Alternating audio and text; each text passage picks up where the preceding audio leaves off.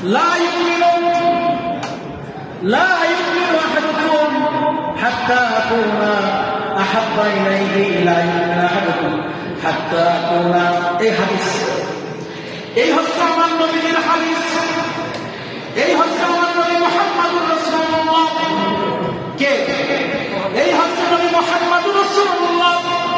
এই নবী মুহাম্মদুর রাসূলুল্লাহর কাছে আছে কোরআন, এই নবী মুহাম্মদুর রাসূলুল্লাহর কাছে আছে ইসলাম, এই নবী মুহাম্মদুর রাসূলুল্লাহর কাছে আছে আল্লাহ, এই নবী মুহাম্মদুর রাসূলুল্লাহর কাছে আছে জান্নাত, এই নবী মুহাম্মদুর রাসূলুল্লাহর কাছে আছে শরিয়াত, মারিফাত, তরিকা, যা বলি সব কিছু নবী মুহাম্মদুর রাসূলুল্লাহর কাছে। কেন আমার নবী চ্যালেঞ্জ করে বললেন লা ইউমিনু আহাদুকুম, তোমরা কেউ কোনদিন মুমিন হতে পারবে না যতক্ষণ পর্যন্ত আমি নবী মুহাম্মদুর রাসূলুল্লাহকে পৃথিবীর সবচেয়ে বেশি মহব্বত না করবা, তোমরা ঈমানদার হতে পারবে না।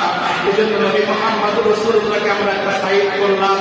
নবী মুহাম্মদুর রাসূলুল্লাহর কাছে আল্লাহ আছে, নবী মুহাম্মদুর রাসূলুল্লাহর কাছে কোরআন আছে, নবী মুহাম্মদুর রাসূলুল্লাহর কাছে ইসলাম আছে, নবী মুহাম্মদুর কাছে জান্নাত আছে, সব কিছু নবী মুহাম্মদুর রাসূলুল্লাহর কাছে। আর এটা হলো ইহদিনাস সিরাতাল, যেটা আমরা নামাজে পড়ি, এই ইহদিনাস সিরাতাল মুস্তাকিম, এটাই হচ্ছে একটাই পথ, যে পথে চললে আপনি ঈমানদার থাকতে পারবেন, মৃত্যুর পরে আপনি জান্নাতি হয়ে যাবেন। এই পাশে আছে শয়তান, কে আছে? এই পাশে শয়তান।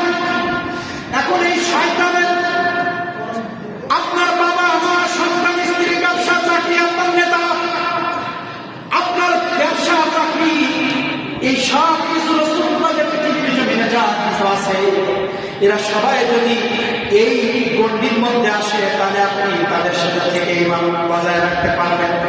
যদি কেউ আপনার আত্মীয় স্বজন যা আছে কেউ যদি এই শয়তানের কোন অনুসরণ করে, যেমন এখানে আছে মেসি কাকা, সাকিব খানের মতো প্লেয়ার,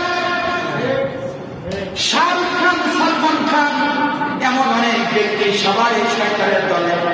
আর যারা বেনামাজি, যারা সুদ করে ঘুষ করে জেনা করে, যারা ইসলাম মানে না, নবীর মহব্বত করে না, তারা সবাই এখানে। এখন আমার আল্লাহ রাসূল সাল্লাল্লাহু আলাইহি ওয়াসাল্লাম বললেন, আমাকে মহব্বত করতে গিয়ে যদি তোমার স্ত্রী বিপর্যয়ে চলে যায়, শরীয়তের বিরুদ্ধে চলে যায়, ওই স্ত্রীকে যদি মানুষ করতে পারো ভালো, নাহলে আস্তে আস্তে তাকে সাইড করে দাও, নাহলে স্ত্রী তোমাকে জাহান্নাম পর্যন্ত পৌঁছায় দিবে। তুমি এমন একটি ব্যবসা করো, তোমার অজান্তে ফরমালিন দেওয়া লাগতেছে, তুমি এমন একটি ব্যবসা করো যেখানে তেলে ভেজা, গ্যাস ভেজা। এখন তুমি দেখতেছো এই ভেজাল না দিলে ব্যবসা হয় না, কিন্তু তুমি তো জানো আমার কোরআন বলেছে, আমার নবী বলেছে ভেজাল দেওয়া যাবে না।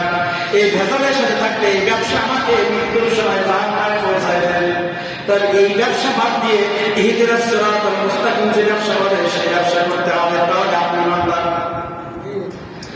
তাহলে এখানে আছে পৃথিবীর মিনিস্টার, প্রাইম মিনিস্টার, মন্ত্রী, এমপি, চেয়ারম্যান, মেম্বার, বাবা, আত্মীয় স্বজন, ব্যবসা চাকরি, এরা যদি আমার নবীর মহব্বতের জায়গায় বাধা সৃষ্টি করে, এদেরকে তালাক দিয়ে এই কাতারে আসলে আপনি আমি ঈমানদার নাই। লা ইউমিনু, লা ইউমিনু।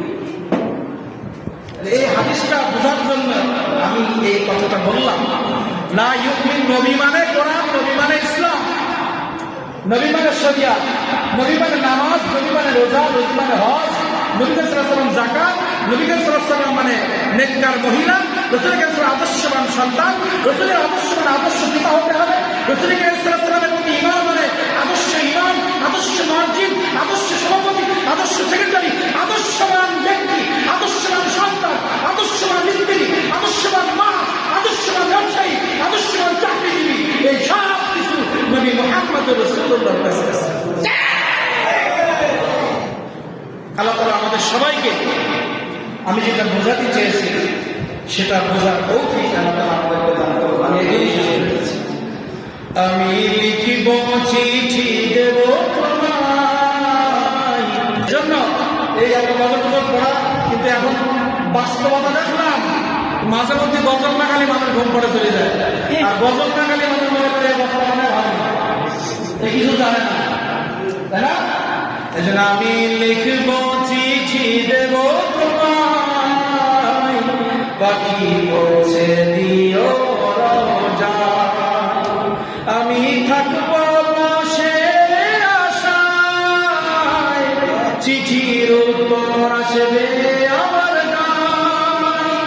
আমি থাকবো বসে আশায়, চিঠির উত্তর আসবে আমার গায়ে। আমি লিখব চিঠি দেব তোমায়, পাখি পৌঁছে দিও রওজায়। ওয়া আখির দাওয়ানা আলহামদুলিল্লাহি রাব্বিল আলামিন। আসসালামু আলাইকুম ওয়া রাহমাতুল্লাহি।